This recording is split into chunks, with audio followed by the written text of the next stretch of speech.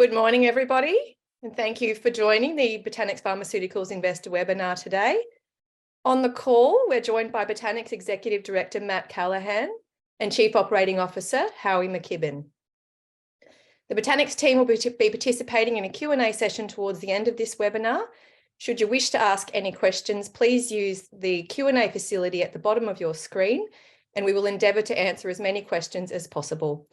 I'll now hand over to Matt and Howie to begin. Great, thanks, Hayley, and hi everyone. We've got a bit more than 100 attendees there, and some great shareholder support I see there, and a couple of interesting old names. Thanks for the opportunity this morning. What we wanted to do today was just to give folks a management update, and also to give us the opportunity to answer some questions from shareholders. This deck is in the process of being posted, obviously, to the market, so you'll see that come through. What we wanted to focus on today was probably some more of the commercial planning and commercial updates, and take you through kind of how we're thinking about that following the recent successful mid-cycle review, and as we prepare for a couple of other regulatory activities in the next couple of months as we go towards approval in September. So as we go through just the normal disclaimers on the next page, thanks, Howie, and then just a high-level overview of where we are from a timing perspective. I'll take the first few slides here and hand over to our COO, Howie McKibbon, to take us through the rest of the update. So as I mentioned in the introduction, we've just successfully completed our mid-cycle review. As we mentioned in that last update, the response that we got from FDA was very pleasing, in that no significant or critical issues were identified in respect of the various elements that the FDA review teams review. So things like the CMC or manufacturing, that preclinical and the clinical information, some of the human factors that was considered. And so we didn't get anything from FDA that caused us concern following that mid-cycle review, and that was confirmed obviously in their mid-cycle minutes. Really the next thing for us from a process perspective, as instructed by FDA, is to go into what they call a label negotiation, and we'll talk about what that kind of means in the next couple of slides. That's our next big milestone. It's kind of where we kind of finalize how this drug is described and also obviously going to be used in the market. And then we're moving towards the FDA approval itself, which we've disclosed to the market is in September of this year. So over the next slide, just to kind of put a bit more colour in relation to some of those activities leading up to the FDA approval. We've got those label negotiations we expect to commence very, very shortly. We expect them to commence in late Q2, which obviously means this month. And we'll talk in the next slide about kind of what's involved in those label negotiations and kind of why they're important to the overall success of the product. We'll also talk a little bit in this presentation today about the commercial manufacturing, where that's being done, kind of how that's been planned for, and things that remain to be achieved.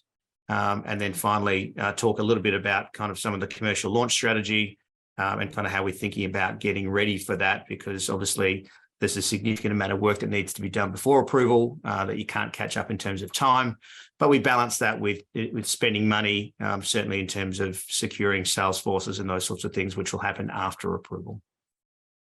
So thanks, Howie. Just talking a little bit about label negotiations. So for those folks that haven't been exposed to this part of the regulatory approval process before, just a very quick primer as to kind of what it means. So when you get a drug from the chemist or the pharmacy, often it's in a box. Inside that box is a physical label, a piece of paper, which is obviously reflected on our website as well, or a product website, which sets out a lot of salient information in relation to the drug itself. That information covers everything from efficacy and safety data through how to take the drug to how the drug should actually be used in what patient population, and what we can say about the efficacy and safety of that drug. And then basically that is a physical document that's included as part of that package, and it's referred to and updated over time as we learn more about the drug once it's out there in use. So these label negotiations are about to kick off. We will have an opportunity to actually engage with FDA about what this label looks like. So we've actually already provided a draft label to the FDA with how we think it should look. There's a standard format for that. And we've also put in there excerpts from our data, both in terms of efficacy and safety, which we think fairly represent the data that we've generated in the clinical studies, the indication, the age group that should use the drug, and then how the drug should be applied. And there's also some instructions for use that will be included in that packaging ultimately as well. So what happens from a process perspective is that the FDA will send us literally a markup on that document to say, hey, look, we agree with how you've characterized, say, some of the data from efficacy. We'd like you to also mention this particular issue, or we'd like you to not characterize your data in that particular manner. And we go through a drafting process, an interactive drafting process, which doesn't take very long, a matter of weeks usually, before you agree what that draft label looks like. That is an opportunity we have to kind of engage with FDA about kind of how we characterize that. There's certain data that we'd love to get in the label. So obviously we were very successful, not only on the primary endpoints for the drug, but also the secondary endpoints. And we'd love to get as much of that data in there as possible, because it allows both the physician and the patients to understand how the drug works and obviously how it's better than other things in the market, if that's the claim, or difference from a safety perspective. Those sorts of information is kind of what we'd like to get in there. As we'll talk about kind of from a commercial strategy point of view, there's a limit to what you can get in your label. And so we do have the opportunity outside that process to actually talk about other data that we've generated in the clinical development program to kind of help the patients, the payers, and the physicians understand the product itself. So this is really the next and probably the final important step in the FDA review process. And so once that label is agreed, there are no further formal review processes that are required before the FDA approval proceeds, hopefully in September 2023 on time as planned. So I'll pause there and then hand over to Howie to kind of pick up on some commercial aspects, and then we'll come back at the end with some questions as mentioned. Thanks, Howie. Thank you very much, Matt. Appreciate it. So we'll shift over just to manufacturing, and I'll start by saying obviously very important part of the entire launch process. And what gives us a high level of comfort is that we're utilizing the same site and the same size batches as we did for the phase 3 studies. So we talk about the scale, the equipment, the place that it was done, feel that it really de-risks our process here. That's where others may have slipped up or can slip up in the interim, because the scale up didn't occur between phase 2 and phase 3. We're very fortunate this occurred already. So our active pharmaceutical ingredient, the drug substance, it's a well-characterized process, manufactured by the same company as our partner, Callahan in Japan, and at the same scale. So with regard to the drug product, we talk about the drug substance is the active ingredient, the drug product is the active ingredient plus all the excipients or everything else that makes up Sofpironium Bromide. So that process includes filling, capping, and secondary packaging. When we talk about the cartons, so you have the bottles that are filled, the caps that are applied, all of this, along with the package insert, is put into a carton. And we're ready to go. The site has been inspected multiple times by the FDA, and again, very confident here with regard to delivering on our commercial numbers and need for the forecast. All of the other parts, the container, et cetera, it's a proprietary applicator to limit, as you know, direct patient contact. There are patents covering the container closure system already submitted in our key markets. So patents not only around the actual drug itself, but the container itself, creating a mode of protection along with the regulatory exclusivity that we'll have. Finally, the label and the package insert, in the IFU, we've already created the branded carton with the trade name and logo. We can't really show you that yet until we have feedback from the FDA, but we're excited to be able to share that along with many of the promotional materials, along with the label that Matt discussed that we're already soon to be in discussions with the FDA to finalize. So we're very excited about the fact that, in summary, we've already scaled up. It's at the same place we've made it before. We have patent coverage on the container itself, along with the drug and the drug substance and the drug product, and we are ready to go with regard to the packaging. So we feel very strongly that we've de-risked commercial manufacturing as much as it can possibly be de-risked. Now I want to shift our focus over toward commercial planning here, and talk about some of the very important activities that are ongoing and those activities that will soon be occurring. Just taking a quick step back on the market size, we've discussed this before. There's 336 million Americans. About 16 million of them have hyperhidrosis. About 10 million Americans have primary axillary hyperhidrosis. And 3.7 million are already in the physician offices seeking treatment. So with regard to the 3.7 million, field force of about 25 to 30 sales representatives can very sufficiently cover the physicians that are writing the vast majority of the prescriptions for those 3.7 million patients. It's about 4,500 derms that write the majority of prescriptions in medical dermatology, and 25 to 30 reps will cover them both from a reach and a frequency standpoint. We believe there's a additional opportunity outside of that 3.7 million that are already seeking treatment, and those are those additional patients, the delta between the 10 and 3.7, that currently are not in the physician offices. Where they are is on the internet seeking answers. They are silent sufferers. They're not complete recluse. However, they avoid taking part in certain daily activities and try to time it when they think their hyperhidrosis is going to be at its highest. But they are on the internet. We can see who they're talking to, where they're seeking information, and we're going to be able to put content in front of those patients at the moment of relevance, or the teachable moment when they're actively searching for an answer, and provide them with an opportunity to then click on a link, be transferred to a telemedicine provider, and we'll talk about that in just a few minutes. And ultimately, if appropriate, and that diagnosis is rendered, be then transferred to our specialty network of pharmacies for fulfillment of the product within 2 days.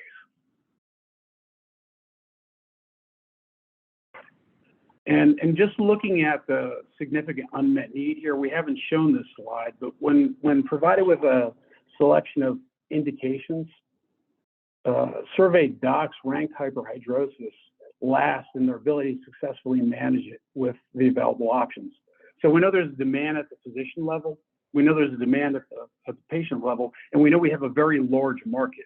And just to put that large market in perspective, with 16 million patients who have hyperhidrosis, if you think of atopic dermatitis and acne as 1 and 2, with regard to size of market, 15 million patients is the same as rosacea, and psoriasis only has 7.5 million patients, and I think you're aware of the size of that market. So we're very excited about the size, the number of patients that we're going to be able to help, and the fact that there's a perceived unmet need that already exists, both from patients and physicians. Now we're going to shift over to our launch strategy. Many of you have seen this before, some haven't. Any launch strategy is really made up of multiple key imperatives. And these imperatives for us focus on physicians, patients, payers, access to the drug for those patients, and then the field force. And our goal is to rapidly establish Sofpironium Bromide Gel as a safe and effective first-line treatment within our indication, which will be primary axillary hyperhidrosis in patients 9 years of age or above.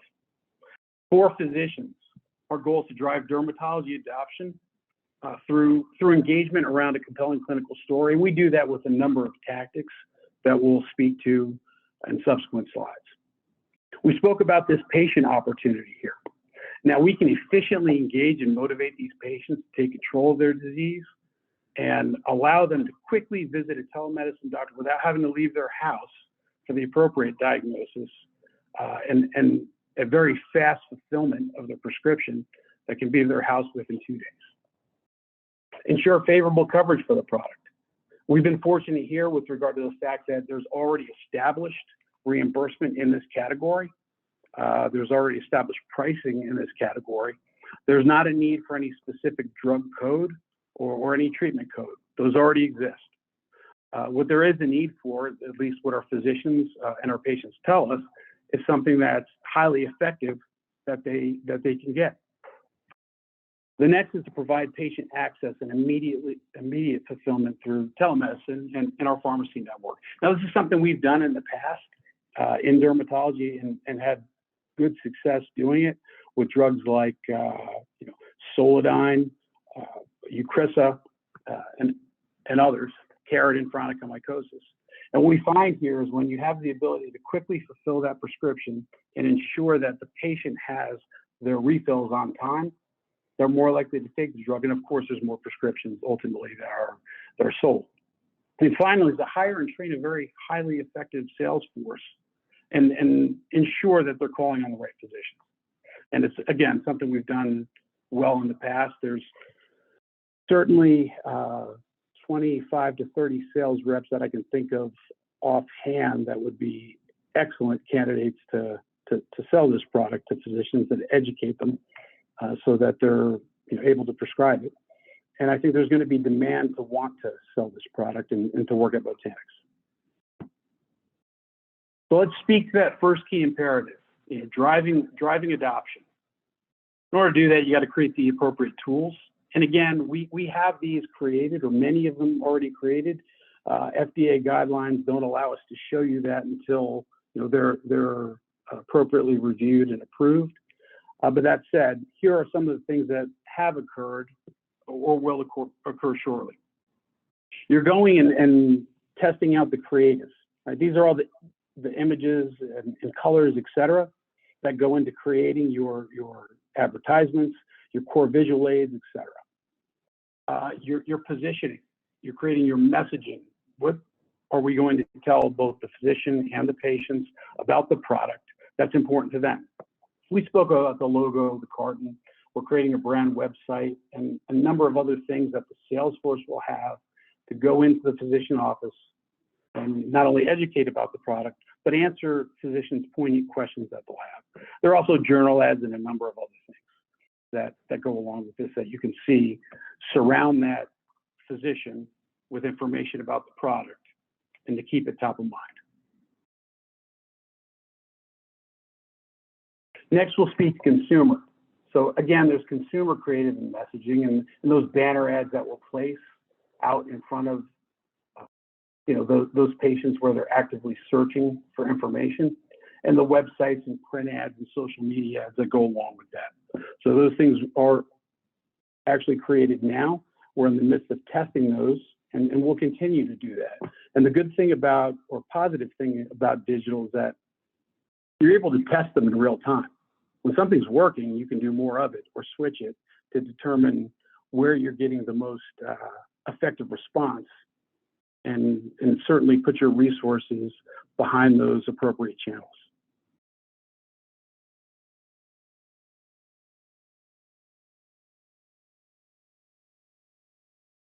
Let's shift to payers. Very, very important part here. And again, we discussed earlier that this is already a reimbursed category. We have a good idea of where our price will be at something that we'll communicate as we get closer to launch. But we create a value proposition in key communications. So right now, given that we do have that pathway to coverage, you still have to do all of the things to ensure that payers know what your product is, they know when it's coming, and that we've ensured that we've downloaded the price to the appropriate compendia, and that every health plan in the United States has access to that information. So part of that's just creating your value proposition or your tools for those payers, not unlike you would create for consumers and also for physicians. And we go to communicate with those payers shortly before approval of the product. Pricing and contracting we spoke to. We've talked to 10 payers so far that represent 80% of the lives that are out there. They've given us active feedback as to what they would do based on certain price points. And we have a very good plan to ensure that every patient that is prescribed this product can get this product. Payer engagement, it's ensuring that we know every single payer that's out there, which we do. We've created a payer landscape. We've done this many times before. But to ensure that we've communicated with them either via our national account managers or via the compendia to download. We've downloaded the appropriate information to the compendia, that the price gets to the payer, and that the payer is aware of the product, the price, and therapeutic area. And finally, there's pull through. So when you do have coverage with your payers, because you've done all of those things in the 3 top chevrons to ensure that dermatologists are aware that the product's covered, it's covered well, and that each patient can get it.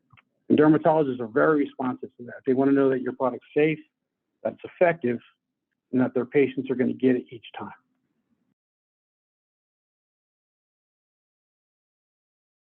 Next, we'll shift to access. So we've discussed putting content in front of patients so that they have the ability to visit a telemedicine provider. And in order for that to work very well, they have to have a seamless experience. So our telemedicine provider will be linked to our pharmacy network, who's able to communicate with the patient and ensure that they get the product. One of the other things we do in this scenario is save quite a bit of money because we're only going with a core group of pharmacies here. There's not a middleman or wholesaler in this model. And as a result, you're able to keep more dollars either as profit or also pass along those cost savings to the patient. And finally, we ensure that every single patient's copay is manageable. They're going to pay a very low amount for the product, regardless of the copay that their payer has set forth for them, because we buy down those copays. And certainly once we do that, they have the ability to get the refills over time, which helps them from an efficacy perspective. It also helps us from a profitability perspective, and it certainly helps physicians as well because the patients are now actively engaged in utilizing what we believe is a safe and effective product.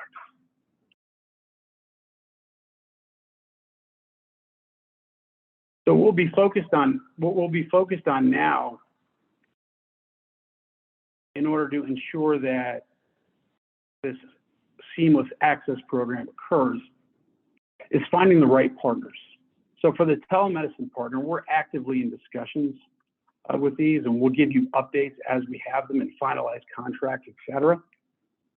We really want someone with a history of experience that can prescribe in all 50 states. We want their customer service to be stellar.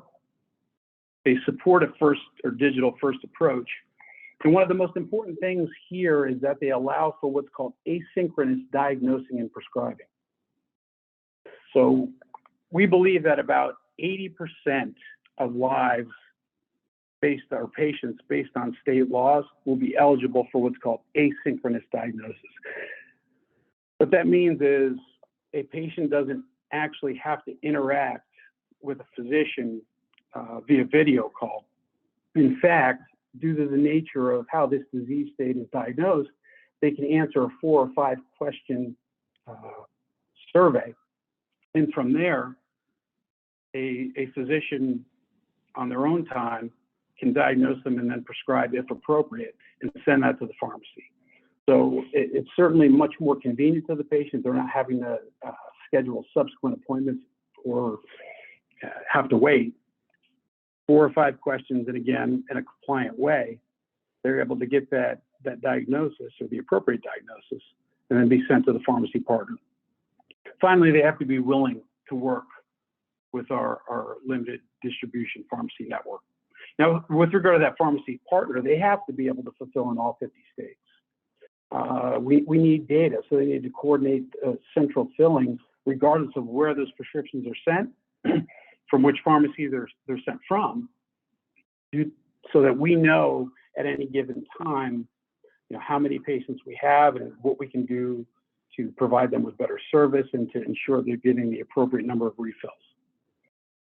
We need that average shipment time to be less than 3 days. I like to see it at around 2.2 from the time that prescription is filled, and be able to show us that either through FedEx or UPS or whichever third-party shipment company they're using. It's got to be big enough to allow space for our program to grow, because we do plan for that to happen in short order.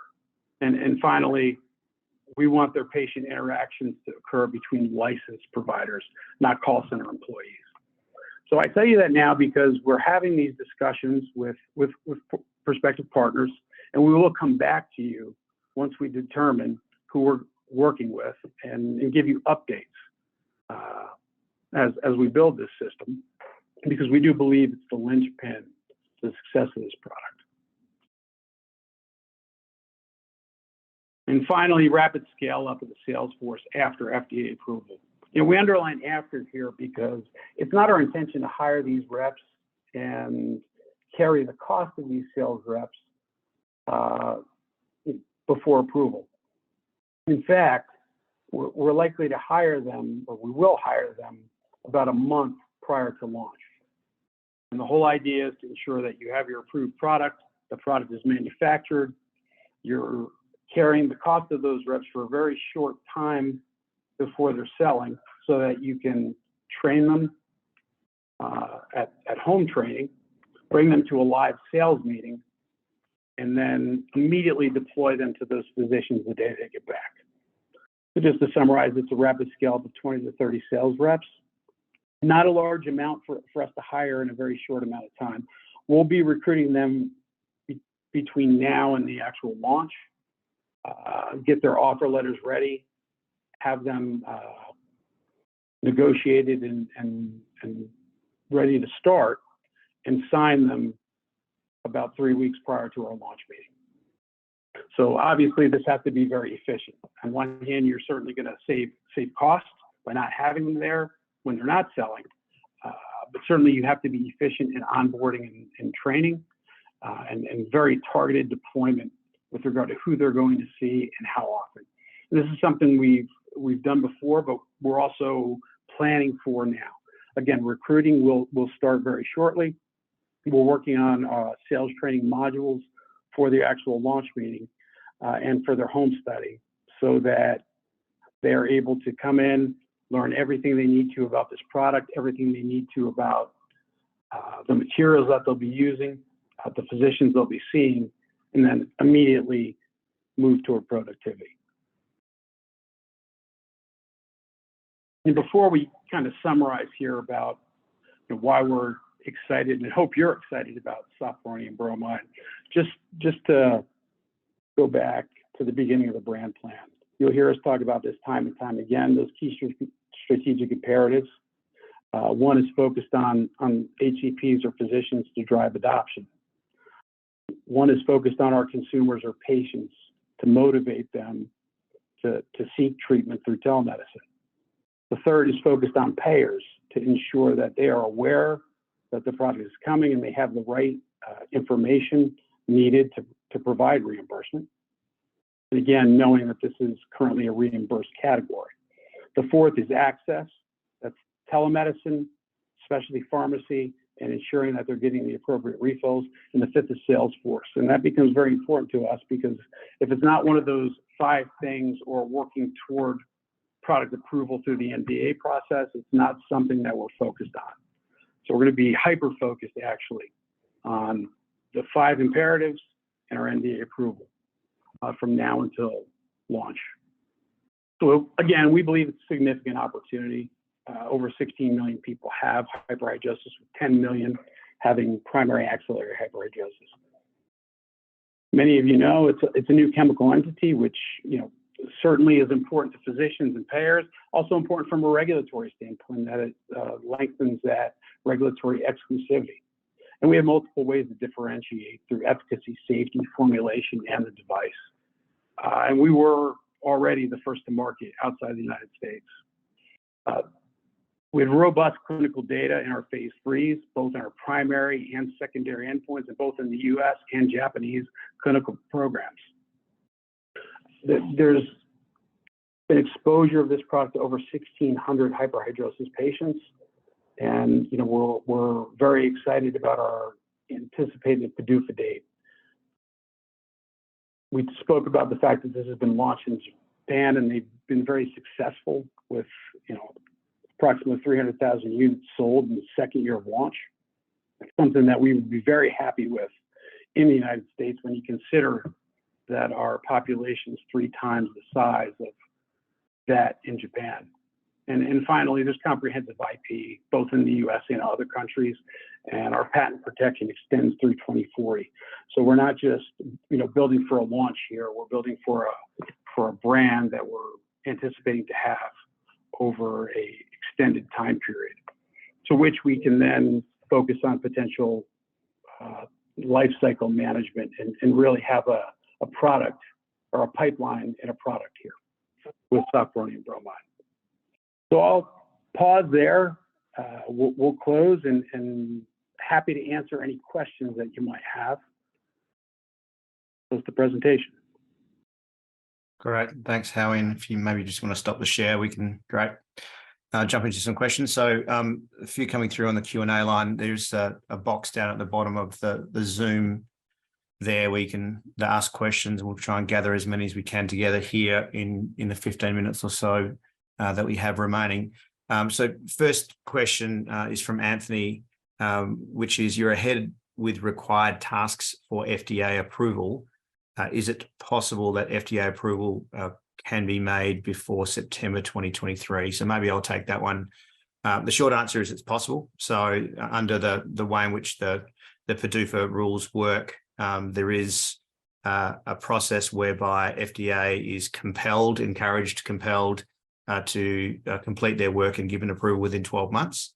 That can happen earlier. That number of 12 months is on average, and some of the FDA staff incentives are built around clearing studies more quickly.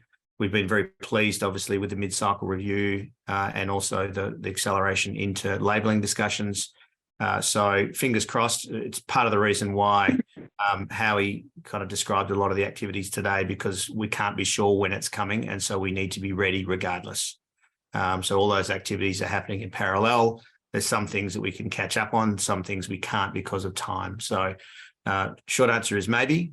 Be great if it happened, but we're prepared, obviously, with a lot of the commercial and regulatory activities in the meantime. Another question here from Sean. Maybe, Howie, if you want to take this one, please. You mentioned that no code is required to be obtained for SB once approved. How do you know that insurers or payers will reimburse the product, and at what sort of price level?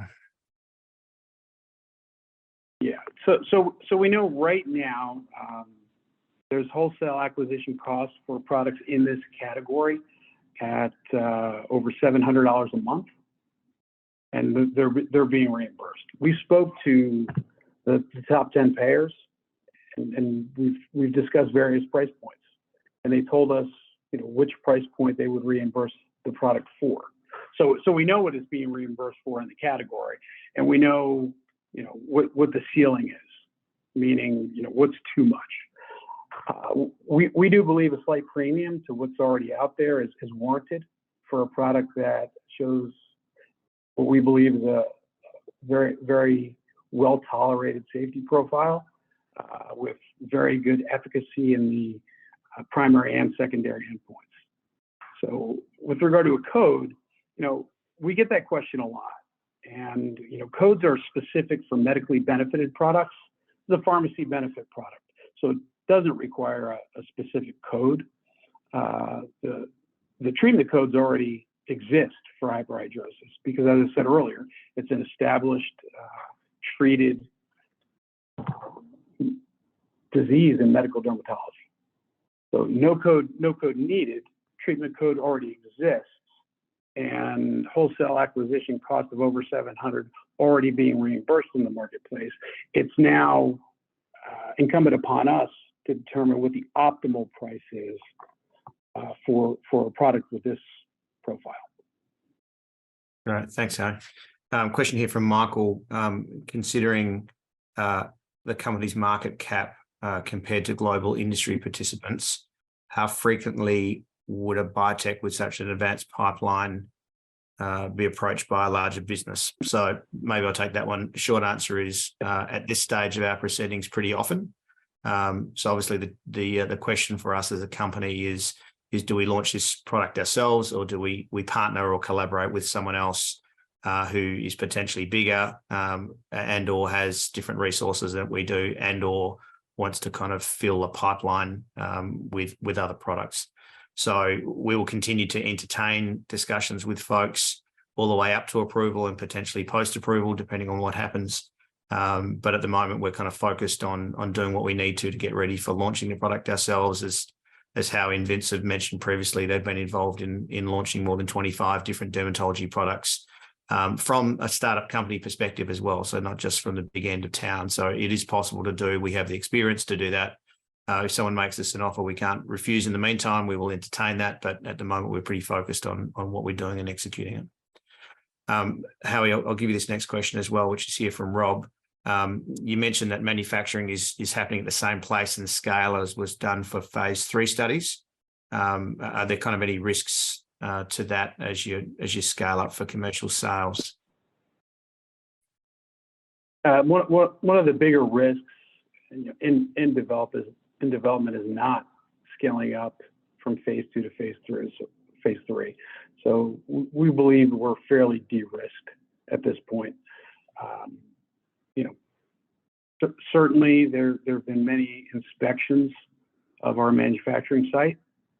I can't say there's no risk, but the risk at this point would be applicable not just to our product. I believe it would have to be something that were more widespread for an entire site, which would affect many companies.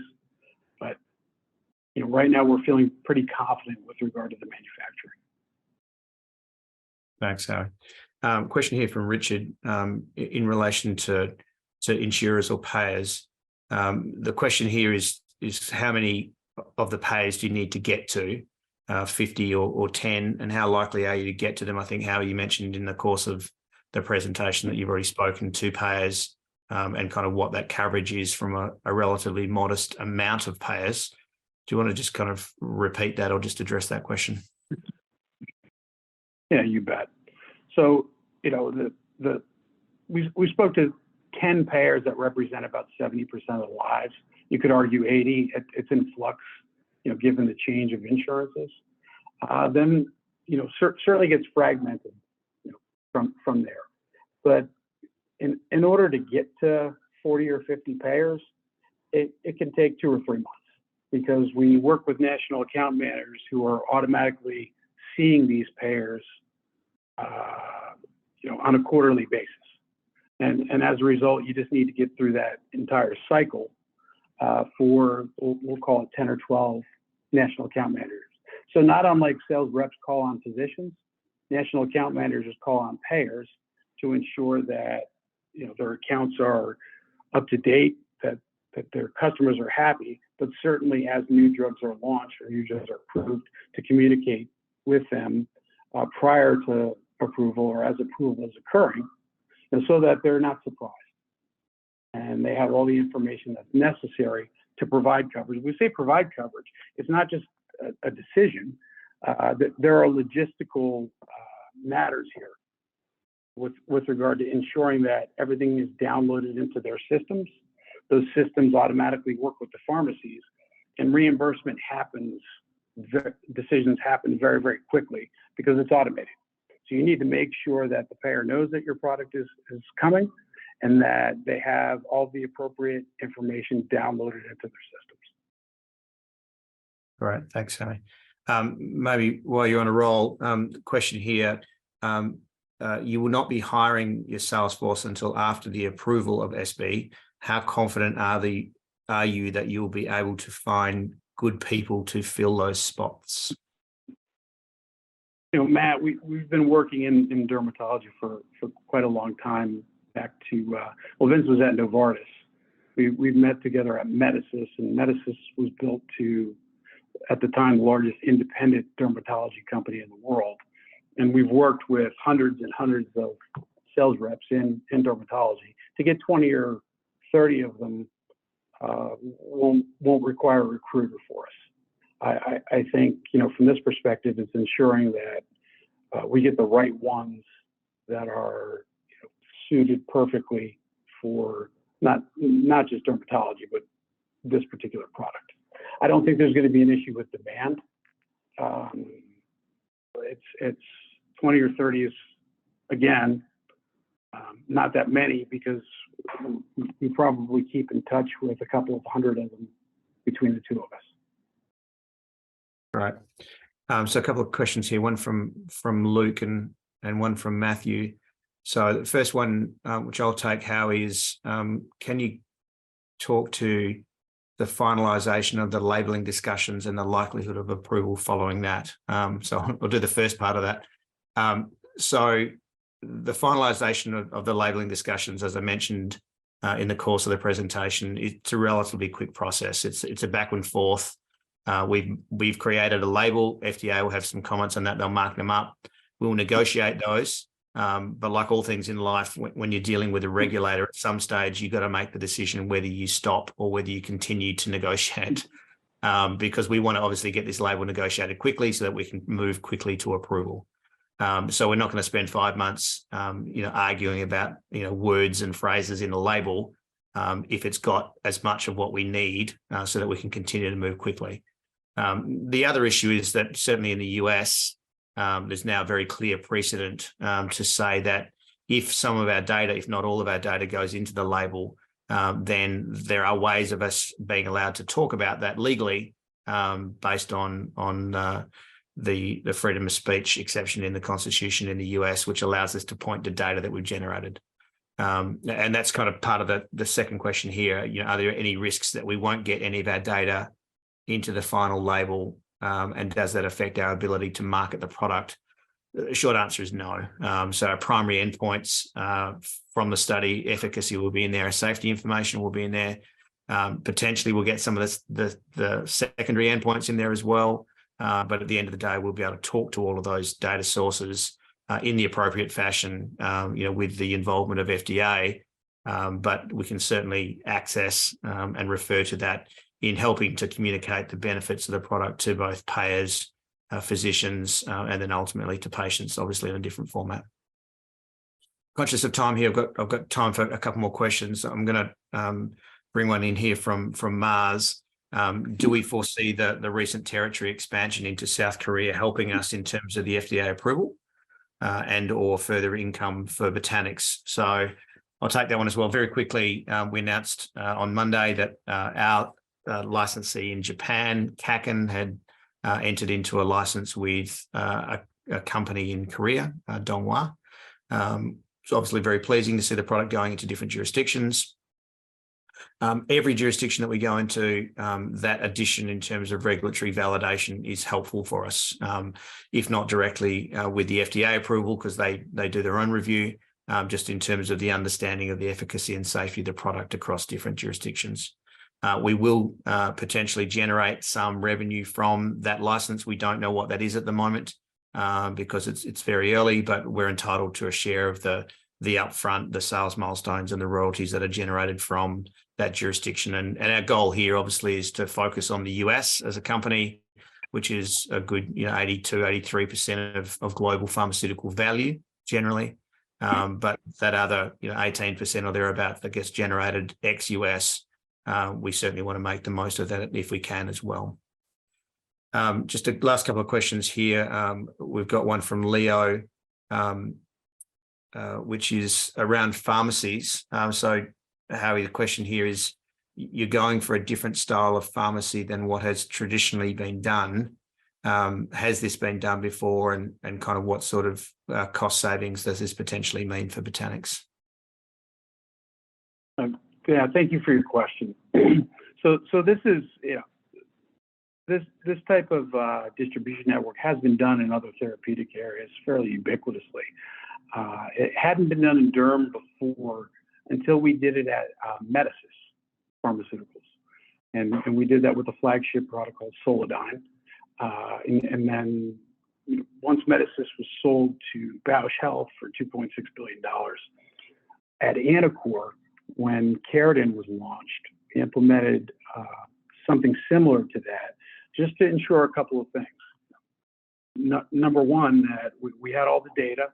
We were able to always provide the patients their prescriptions and increase their refill rate as a result of not having to go to the pharmacy, having a lower copay, et cetera, right?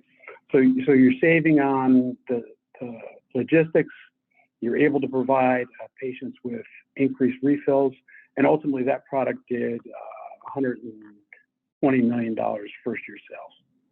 So this is pretty good round. I think others have tried to do it. It's really now a function to be successful of focusing on the details and having been through the process a few times before. So for us, it's not new. For pharmaceuticals, it's not new. For dermatology, it's still fairly new. It gives us what we believe is also a competitive advantage. Great, thanks, Haley. Maybe I'll make this the last question, just given timing. Thanks, Haley. So a question from Thomas. In relation to sales figures, you've mentioned that 300,000 units, similar to Japan, would be a positive number. What's the expected time frame for that to happen? So maybe I'll try and talk a little bit about that, and maybe throw to Howie for a comment as well. So the 300,000 unit number is kind of a number that has been in the market around the annual sales of units for what Callahan has done in their second year. Now, the pricing obviously is different between Japan and the US. The WAC price, or the wholesale acquisition cost, the reimbursed price for similar products in our category in the US is in that $680 to $700 a month, which is a unit.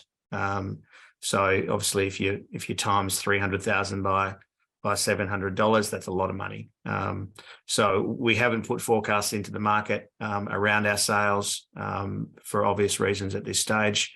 But if we're anything remotely like those sorts of numbers that Callahan has successfully achieved in their second year, we'll all be very happy, both as management and as shareholders, as an outcome. So as we get closer, obviously, to launch of the product, and then obviously getting the sales force into the market and beginning to sell, that's really the challenge, and that's why we have Howie and Vince with their experience in the company to kind of drive profitable outcomes for both for shareholders and ultimately for building the company as well. So maybe with that, we're at time, and really appreciate folks attending. We've had more than 130 folks, as I've seen, kind of file through here on the participants list, join us, and we appreciate the support, and stay tuned for a lot more news as well in the next couple of months.